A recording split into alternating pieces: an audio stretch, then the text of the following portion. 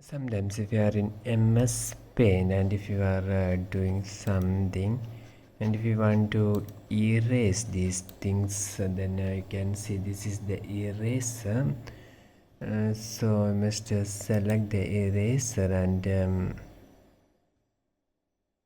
if you select the eraser, you know that the size of the eraser is very small, and if you move your mouse like this you can erase. And if you want to increase the size of this eraser, then you can use a shortcut method, that is you can see this is the control key and this is the plus key. So if you press this control key and plus key at the same time, just press the control key and plus key, then you can see here the size of eraser is increasing here. You can see that here it is increasing.